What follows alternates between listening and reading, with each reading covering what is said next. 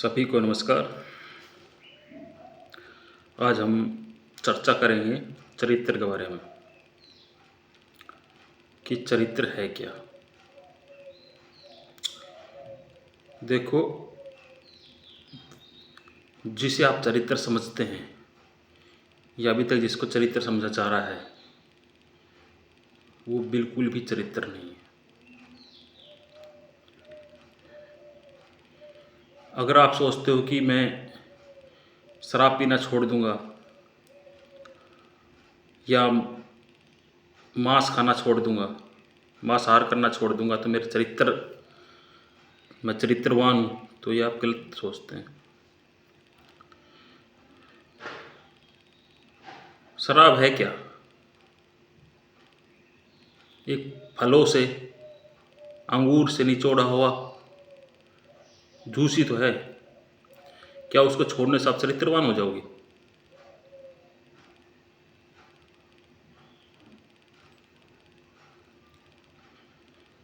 मांसाहार क्या है? मांसाहार को तो बहुत ग्रंथों में, बहुत शास्त्रों में अपनाया है। पूरा चीन, जापान, जो बौद्ध धर्म है, सारा ही मांसाहार करता है।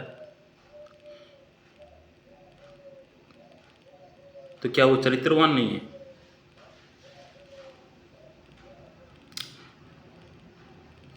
आखिर चरित्र है क्या? लेकिन हमने इन छोटी छोटी बातों को अपनाकर और अपने आप को चरित्रवान समझ रहे हैं।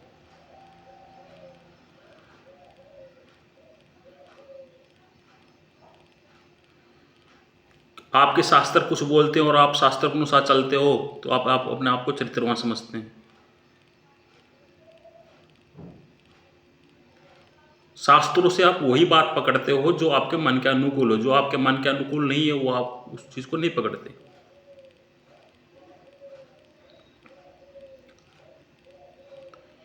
शास्त्रों में लिखा है कि बलि देनी चाहिए। आपके शास्त्री बोलते हैं ये हिंदू धर्म के शास्त्र।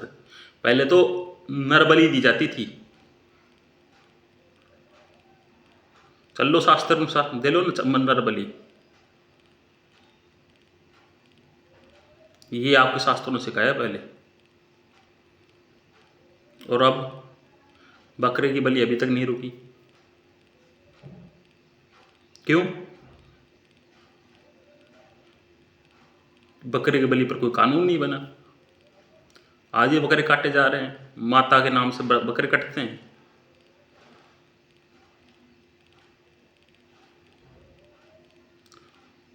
प्रसाद है ना, आपकी नजरों में प्रसाद है, और आप उस प्रसाद को छोड़कर अपने आप को चरित्रवान कहते हो कि मैं चरित्रवान हूं। शराब आपके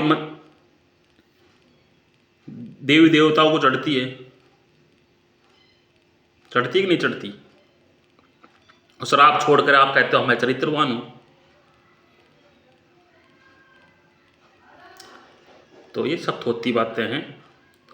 चरित्र का शराब को छोड़ने से और शराब को पीने से, मांस को खाने से और मांसाहार को छोड़ने से कोई प्रयोजन नहीं है। मांसाहार शुरू कैसे हुआ? जो बौद्ध धर्म है उसमें मांसाहार कैसे शुरू हुआ पता है आपको? कि भगवान बुद्ध ने ये बोल दिया था अपने सन्यासियों की, जो भी आपको मिले उसको आपको स्वीकार कर लो। जो भी आपके जो भिक्षा पात्र है उसमें जो भी श्रद्धालु, जो भी गृहस्थ उसमें डाल देता है तो वो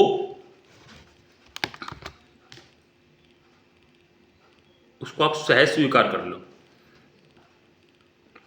तो एक संयोगवश क्या हुआ कि एक चील के मुंह से मांस का टुकड़ा एक भिक्षु के भिक्षा पात्र में गिर गया। और अब वो तो उसके सामने तो बहुत बड़ी अड़चन होगी। तो एक तो मांस, और भगवान बुद्ध ने बोल रखा है जो भी आपके भिक्षा पात्र मिल जाए उसको आप सहज स्वीकार कर लो। तो गए वो महात्मा भगवान बुद्ध के पास। भगवान बुद्ध ने सोचा कि ये तो संयोग की बात है, ऐसा तो है नहीं कि डेली कोई चील इसके भिक्षा पात्र में डालेगी। अगर मैं कह दूंगा कि नहीं खाना चाहिए तो फिर ये प्रथा चल जाएगी कि जो उनको अच्छा लगेगा वो चीज़ ये खाएंगे और जो चीज़ अच्छा नहीं लगेगी उसको त्याग देंगे। फिर इससे क्या है कि काफ़ी जो खाने की चीज़ें खाना है, जो भी भोज्य पदार्थ है वो सब बहुत बैठ जाएगा, नुकसान होगा। तो इसलिए भगवान बुद्ध ने सोचा कि ये संयोग की बात है, इसलिए बोल दो कि सहज स्वीकार करें, जो भी आपकी भिक्षा पात्र में आ जाए उसको स्वीकार करें। फिर माता बुद्ध ने ये भी बोल दिया था कि भाई जो मरे हुए पशु पक्षी का जो मांस होता है उसमें हिंसा नहीं होती, तो इससे कोई पाप नहीं है। तो बस मनुष्य का मन है ना, बहुत चालाक है। उन्होंने मांसाहार शुरू कर दिया। गृहस्थ लोग जानबूझ के उनके भिक्षा पात्र में मांस डालने लग गए और वो धर्म में इसे स्वीकारना स्टार्ट कर दिया और वो मांसाहार स्टार्ट है, अभी तक चल रहा है, तो चलता रहेगा।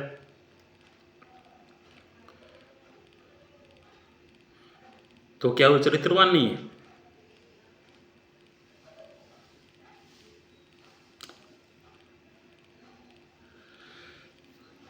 हिंदू धर्म में एक बहुत बड़े संत हुए हैं, रामकृष्ण परमहंस। वो मछली खाते थे और अभी तक जो उन्होंने जो अध्यात्म के तल पर जो वो पहुंचे हैं ना, अभी तक शायद ही कोई पहुंचा होगा।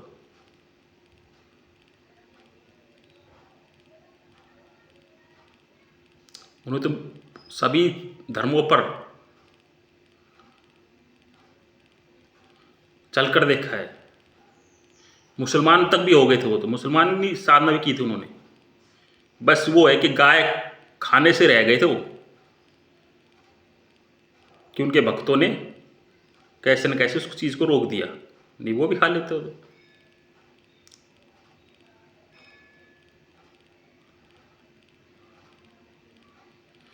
और आप मांसाहार छोड़ के अपने आप चरित्रवान समझते हैं कि मैं तो मांस छोड़ दिया, अंडा खाना छोड़ दिया, मैं चरित्रवान हो गया। चरित्र ऐसी छोटी चीज़ नहीं है जो आपको मिल जाएगी। चरित्र बहुत बड़ी चीज़ है। किस चीज़ को चरित्र समझते हैं आप? शास्त्र के अनुसार चलने को आप चरित्र समझते हैं? क्या लिखा है आपके शास्त्रों में? पढ़े है कभी आपने? नहीं पढ़े ना। ये ढोंगी पाखंडी कथाकार 2 दिन सत्संग में चले जाते हो और जो वो सुना देते हैं उसको आप स्वीकार कर लेते हो। कभी आपने जाना है कि आपके शास्त्रों में क्या लिखा हुआ है? पढ़कर देखना कभी। ऐसी ऐसी बातें लिखेगी, ऐसी ऐसी मूर्ताएं लिखी होंगी कि आप देखोगे यार ये हमारे शास्त्र हैं। मैं तो बहुत खुश नसीब समझता हूँ आप लोगों के शास्त्र पढ़ने से आप बच रहे हो। पढ़नी नहीं चाहिए आपको शास्त्र। मैंने पढ़े हैं, मैंने देखे हैं भाई। ऐसी ऐसी चीज़ लिखे हैं आपके शास्त्रों में कि पड़ोसी घर में आग लगे, मेरे घर में ना लगे। पड़ोसी के घर गाय दूध ना दे, मेरे घर में 10 गुना दूध हो। आपके शास्त्रों में सती प्रथा लिखी हुई है और मैंने कितनी औरतों को आपने जीते जी सती कर दिया, ये आपके शास्त्रों में लिखा हुआ है। क्यों लिखा है? औरत ही क्यों सती हुई? आपने कभी विचार किया क्यों? शास्त्र लिखने वाले कौन थे? पुरुष थे। और उन्होंने वही चीज़ लिखी जो उन्होंने सोचा था। उन्होंने सोचा कि हम मर जाएंगे, हमारी औरतें किसी और पुरुष के पास चली जाएंगी। इससे अच्छा है कि इनके लिए ऐसी कोई नियम बना दिया जाए कि ऐसी नौबत ही ना आए। क्योंकि पुरुष का अहंकार है ना पुरुष में, तो वो तो स्वीकार नहीं कर सकता कि उसकी औरत किसी और के पास चली जाए उसकी विधवा होने पर। तो उसने सती प्रथा का शास्त्रों में लिखवा दिया कि सती प्रथा, और वही चलती आई। ये हैं आपके शास्त्र।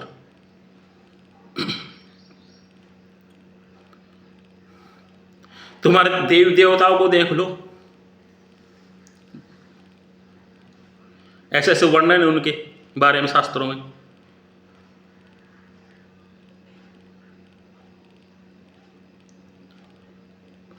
भगवान शिव पार्वती के साथ संभोग में रत थे। ब्रह्मा विष्णु जी ने उनको देख लिया संभोग करते हुए, तो श्राप दे दिया कि तुम्हारी पूजा लिंग और योनि के रूप में ही पूजी जाएगी, और आज तुम मंदिरों में उसी को पूजते हो। बाहर जिस चीज़ का खंडन किया जाता है, समाज में जिस चीज़ का खंडन किया जाता है, जिसके खिलाफ आप कहते हो कोई ऐसा कोई वर्णन आ जाता है सेक्स के बारे में, आप उसका को चरित्रहीन बोल देते हो। कोई प्रेमी प्रेमिका को खुलेआम इजहार कर देता है, या प्रेमी प्रेमिका को इजहार कर देती है, या कोई ऐसी बातें बोल देते हो, उसको आप चरित्रहीन कहते हो। लेकिन आप मंदिरों में क्या हो रहा है, आपके खुलेआम उसकी पूजा चल रही है, क्या इसी को चरित्र कहते हो? तुम्हारे इंद्र देवता भेष बदलकर एक ऋषि की स्त्री के साथ संभोग करते हैं और ऋषि को भेज देते हैं ब्रह्म मुहूर्त में। और मुझे तो लगता है कि ये जो ब्रह्म मुहूर्त में उठने की बातें बोली गई, ये शायद आपकी देवी देवताओं के द्वारा ही रची गई है कि जाए ऋषि मुनि ब्रह्म मुहूर्त में और हमारा मुहूर्त स्टार्ट कर दें। इसी को चरित्र कहते हो?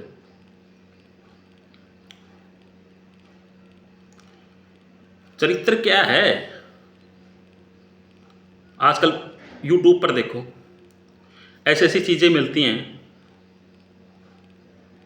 कि पति पत्नी हो या गर्लफ्रेंड बॉयफ्रेंड हो, एक दूसरे इतना प्यार में बैठे हुए मगन बातचीत कर रहे हैं,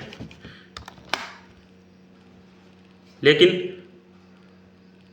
एक नौजवान आता है उसकी परीक्षा लेने के लिए, पैसे रखता है, पहले तो बोलता है 10,000, फिर बोलता है 20,000, 50,000, 1 लाख, 2 लाख। वो स्त्री हो या वो लड़की या लड़का 1 मिनट में अपना चरित्र दिखा देता है। मीठी मीठी बातें, प्यार मोहब्बत, कितने सालों से उनका प्यार चलता आ रहा है, लेकिन थोड़े से पैसों के लिए टाटा बाय बाय। क्या इसी को चरित्र कहते हो?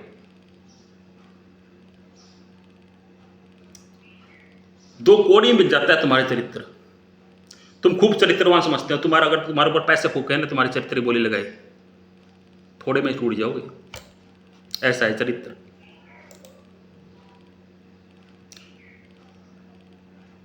एक प्रसंग मैंने सुना था कि एक स्त्री बहुत चरित्रवान जिसको समझती थी अपने आप को, उसका चरित्र ढीला कर दिया एक लिफ्ट के अंदर ऊपर से नीचे जाने तक। जैसे लिफ्ट में चढ़ा, उसने बोला 10,000 एक रात के लिए। तो क्या बोलते हो ये? काफ़ी चिल्लाई। 20,000, 30,000। जैसे जैसे रकम बढ़ती गई उसका चरित्र ढीला होता गया, और जब जो उसकी मन चाहिए रकम उसके सामने आई तो बोलो कब चलना है, कहाँ चलना है, बताओ। ये है चरित्र। किसको चरित्र कहते हो आप?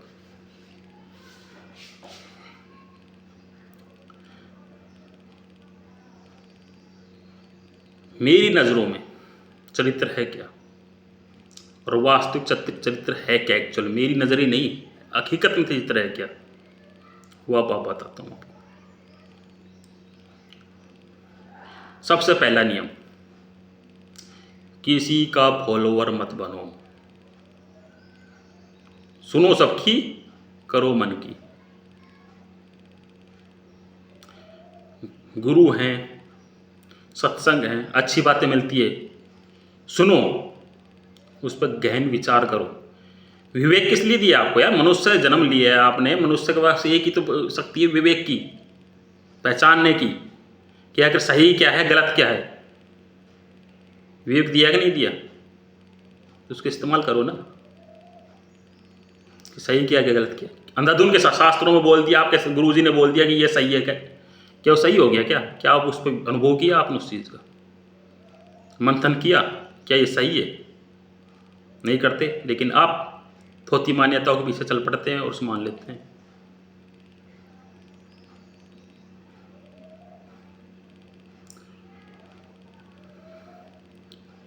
क्या सही है और क्या गलत है कैसे पता लगेगा? आप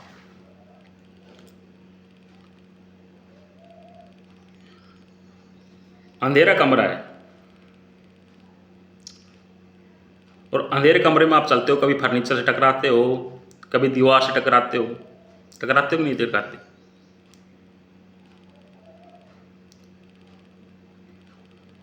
दरवाज़ा आपको मिल नहीं पाता, लेकिन फिर क्या करते हो? अगर उसमें प्रकाश जल जाता है आपको, न तो फिर आप फर्नीचर से टकराते हो, न आप दरवाजे से टकराते हो, न आप दीवार टकराते हो, सीधे दरवाज़ा खोल कर आप निकल जाते हो। निकल जाते हो।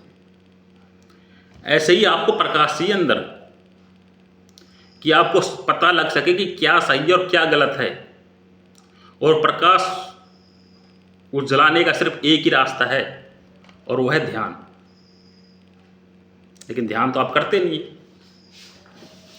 आप ये सोचते हैं कि किताबों में पढ़ लिया, किसी से सीख लिया, इसी से आप ज्ञान के चक्षु आपके खुल गए।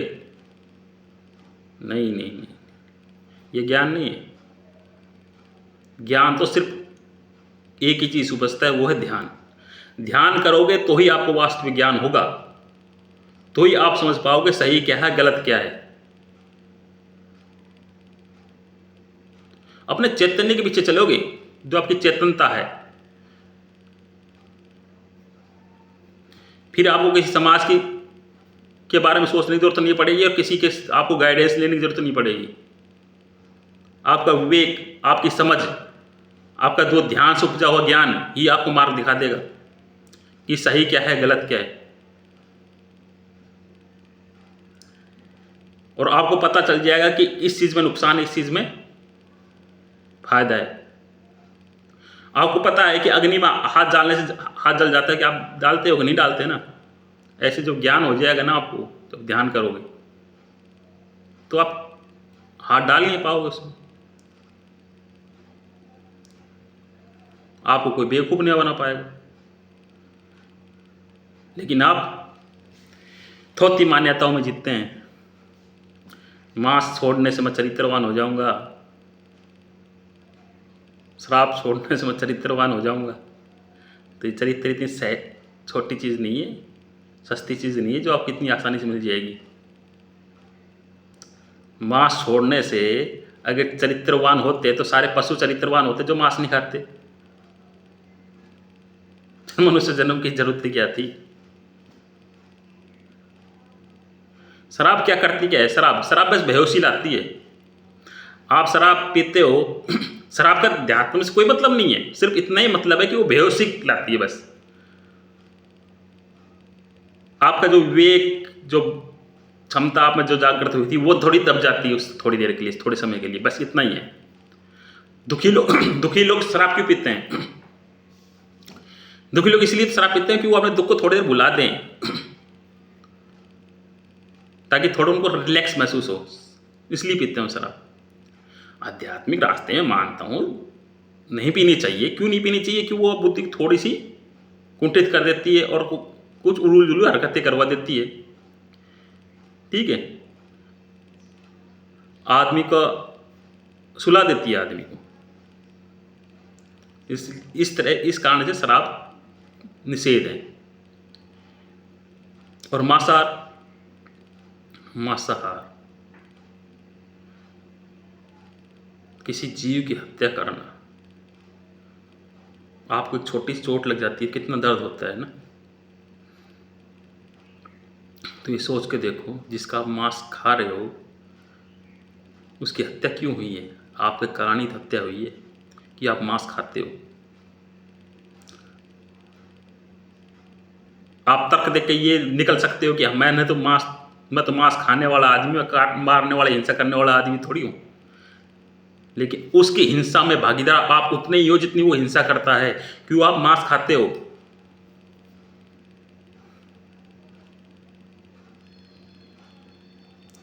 आपकी संवेदना इतनी मर चुकी है, इतनी मर चुकी है कि आप उस पर विचार ही नहीं करते। आपको सिर्फ अपने की जीभ के स्वाद के चक्कर में आप मांस खाते हो।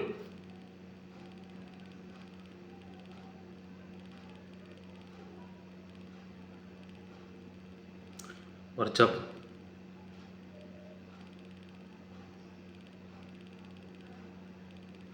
चेतना आपकी इस लेवल पे पहुंच जाएगी,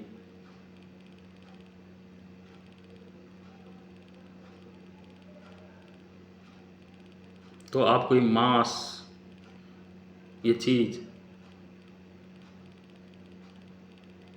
आप इनसे ऊपर उठ चुकोगे।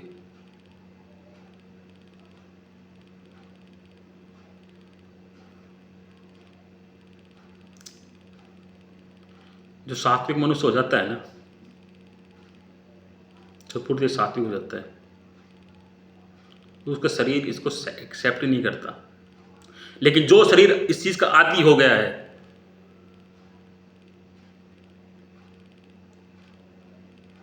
वो आदी हो जाता है, वो सहज स्वीकार स्वीकार होता चला जाता है।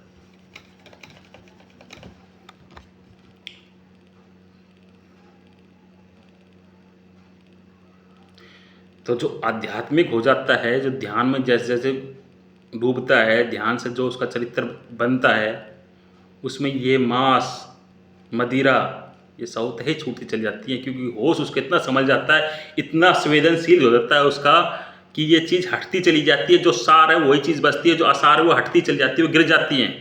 उसको पता लग जाता है कि सही रास्ता क्या है, गलत क्या है, क्या सही है क्या गलत है। जो गलत है वो छूट जाता है, जो सही है वही आपके पास आता है।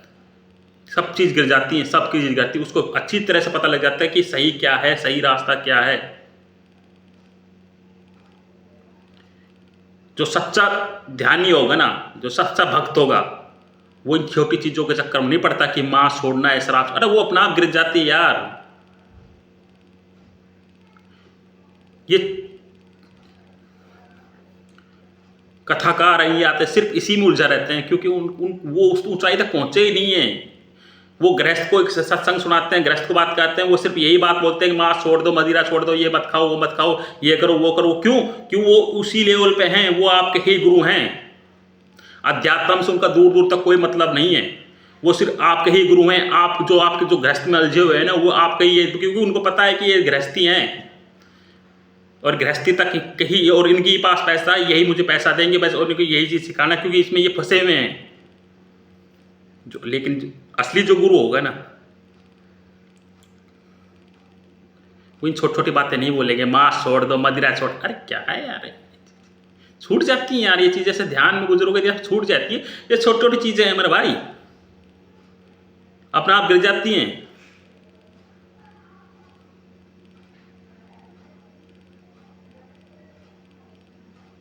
वो असली गुरु है ना, वो आपको ध्यान में डूबना सिखाता है, वो आपको आंखें देता है। वो गुरु है, वो आपको दवाई देता है, आपकी क्या बीमारी है उसकी दवा देता है। वो आपको ऐसे चश्मा दे देता है कि जिसको पहनने के बाद आप चीज़ों से हटते चले जाते हो। वो चश्मा ध्यान का।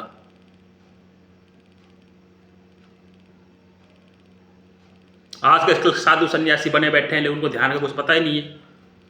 कोई टांग ऊपर करे बैठा है, कोई कांटों पर से सो रहा है, कोई गर्मी के अंदर अपने चारों तरफ आग लगाकर बैठा हो उसमें।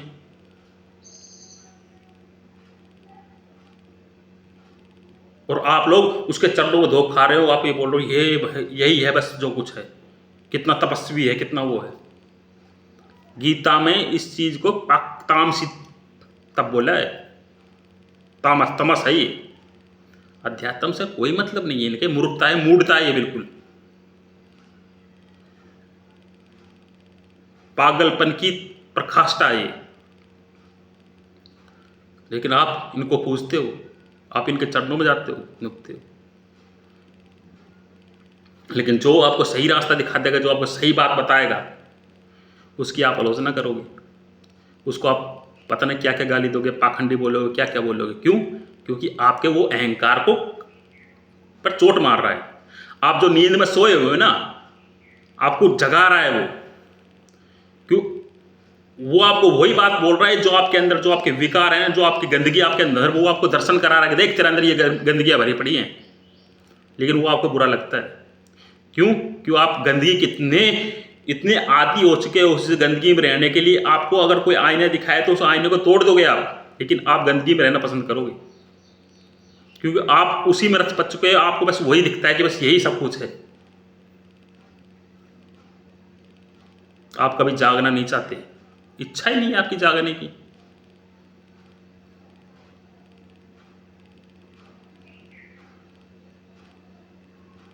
ध्यान करो, ध्यान। किसी आत्मज्ञानी महापुरुष जाओ, ढूंढो, तलाशो, अरे सब मिल जाएगा मेरे भाई। ये मत सोचो कहाँ मिलेगा। अरे जब खोज तुम्हारे असली प्यास उठेगी तुम्हारे अंदर, तो गुरु भी आपका पानी पिलाने के लिए आएगा। सब कुछ मिल जाता है संसार में, नियम है ये। अब सच्ची इच्छा तो रखो, चाह तो रखो इस चीज की, वो मिलेगी आपको। आजकल सब गुरु पाखंडी है, फलाना। अरे होंगे पाखंडी यार, मैं कह रहा हूं नहीं पाखंडी है, सब बहुत पाखंडी है। लेकिन क्या आप सही हो? खुद देखो ना, आप अपने आप को देखो ना, दूसरे को क्या देखो। अगर आप सच्चे हो तो आपको सच्चा गुरु मिलेगा। जब आप खुद पाखंडी हो तो आपको पाखंडी मिलेंगे भाई। जब आप ये सोचना है कि मुझे तो ऐसा गुरु चाहिए जो बस मुझे ये बोल दे कि हाँ भाई ऐसा करना है, वैसा करना है, मेरे अहंकार को तृप्त कर दे, और दुनिया के सामने मैं ऐसा लगने लगूँ हाँ मैं बहुत बड़ा सत्संगी हूँ। एक सत्संग महाराज को बुला लिया, अपने घर पर कथा करवा दी, और दुनिया कहे हाँ भाई ये बहुत सत्संगी आदमी है, देखो कथा करवाते हैं, महात्मा को बुलाते हैं, अपने घर में सत्संग करवाते हैं, ये बहुत बड़े सत्संगी आते हैं। ये ऐसे अहंकार को तृप्त करना है तो बहुत है, बहुत पाखंडी मिल जाएंगे आपको। क्यों? आप खुद पाखंडी हो। अध्यात्म पर चलना, उस मार्ग पर चलना तो सहज काम नहीं है भाई, कोई विरले ही चलते हैं। गीता में साफ कहा है कि लाखों में कोई एक विरला ही मुझ तक पहुंचता है। चलने वालों में वो कितने चलते हैं भाई, और वो विरले आप हो। ये मत सोचो यार मैं तो विरला, अरे तुम ही हो वो विरले। भगवान बुद्ध, भगवान महावीर, भगवान कृष्ण, भगवान राम, ये सब तुम्हारे जैसे ही थे मेरे भाई, अलग नहीं थे, तुम्हारे जैसे ही थे। वो बात अलग है कि बाद में जो आपके कथाकारों ने दिया, जो आपके जो शास्त्र लिखने वालों ने, पंडित पुरोहितों ने इनको बढ़ा चढ़ा कर दिखा दिया, अवतार दिखा दिया, ठीक है, या इन्होंने इतना त्याग करा, इतने घोड़े दिखा दिए, महाभारत कितना बड़ा युद्ध दिखा दिया। अरे सब कुछ नहीं था ऐसा मेरे भाई, ये आपकी तरह ही थे। ये महाभारत क्या थी? पारिवारिक कलह थी, और क्या थी? एक दो परिवार गुथे थे आपस में, लड़ाई हुई थी उनकी आपस में, और उसको इतना बड़ा चढ़ा कर दिखाया गया है। महात्मा बुद्ध ने इतने घोड़े रख छोड़ के जंगल में गया, महावीर के सन्यासी ने उसको और बड़ा दिखा दिया। ये प्रतियोगिता चली थी नहीं आपस में, इनको बड़ा चढ़ा के दिखाया, ऐसा कुछ नहीं था, सब नॉर्मल था। आपकी ही तरह थे, आप भी पहुंच सकते हो, लेकिन आप थोती मान्यताओं में, थोते चरित्र में उलझे हुए हो। किसको चरित्र कहते हो आप? आपका धर्मराज युधिष्ठिर देख लो, जुआ खेलता था, अपनी बीवी तक को दांव पे लगा दिया था, सब कुछ दांव पे लगा दिया, जो उसको आप धर्मराज बोलते हो? बताओ, खेल लो जुआ, लगा दो सब कुछ दांव, वही चरित्र है ना भाई। आपने चरित्र किसको मान्यता दी? जिसने अपने बीवी बच्चों को, अपने जो भी आपने घर परिवार के स्त्री को भी दांव पे लगा दिया, जुए में हरा दिया, ठीक है, उसने आपको धर्मराज कहा, तो आपकी नजरों तो वही चरित्र है। बन जाओ फिर उस जैसा, खेलो जुआ। अगर आपकी नजरों में चरित्र वही है, उससे बड़ी चरित्र क्या होगा आपकी नजरों में? आपके शास्त्र उसी को चरित्रवान बोलते हैं ना।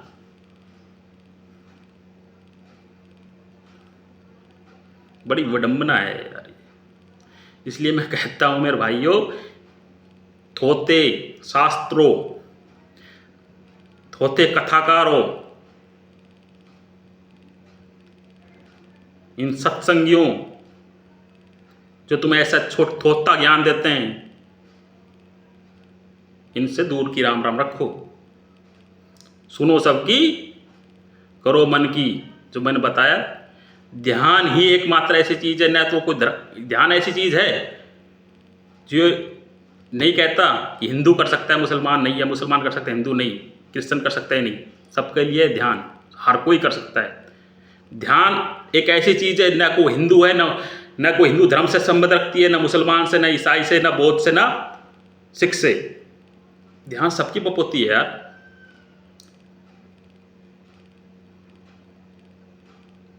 उन्हीं संप्रदाय से कोई मतलब नहीं है। ध्यान सत्य है। जैसे ओम नाम सत्य है ना, ऐसे ध्यान सत्य है। मुस्लिम धर्म में ओम को आमीन बोल देते हैं। हर धर्मों में ओम का अलग अलग नाम दिया गया, लेकिन वही सत्य है। तो ध्यान सत्य है। ध्यान डूबो यार, ध्यान करोगे, अनुभव करोगे ध्यान का, तभी पता लगेगा कि राम राम राम राम करने से ध्यान नहीं होगा। मंत्र जप करते रहो, आप सोचो ध्यान करने लगे, इनसे ध्यान नहीं होता। आपके जो पुराने संत महात्मा जो बने बैठे हैं आश्रमों में, वो आपको राम नाम मंत्र दे देंगे या और कोई मंत्र दे देंगे, जपते रहो, उन चीज़ों से ध्यान नहीं होता। वो तो एक मंत्र आपको एक प्रकार निद्रा उत्पन्न कर देते हैं। उसमें क्या होता है,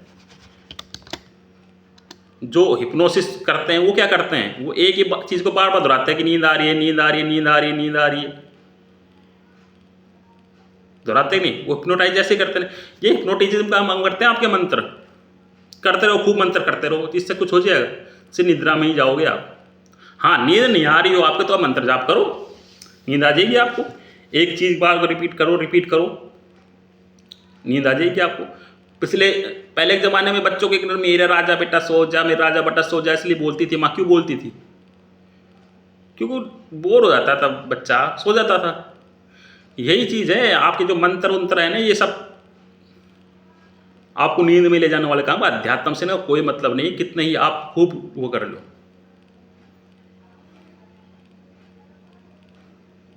H2 करते जाओ, H2 करते जाओ, पानी का मूल मंत्र बोलते जाओ आप, तो अब क्या प्यास बुझ जाएगी आपको? नहीं बुझेगी ना।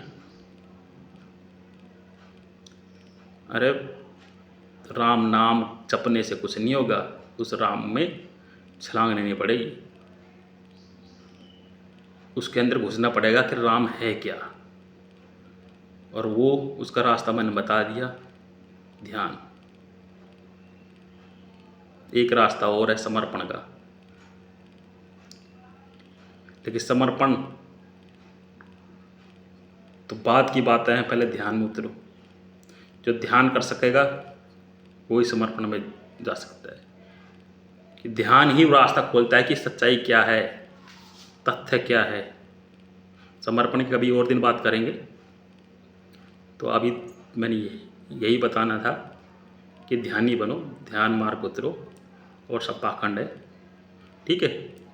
और असली चरित्रवान ध्यान में जब आओगे, ध्यान से जुड़ोगे, तो ही चरित्र फलित होगा, बाकी सब पाखंड है, ठीक।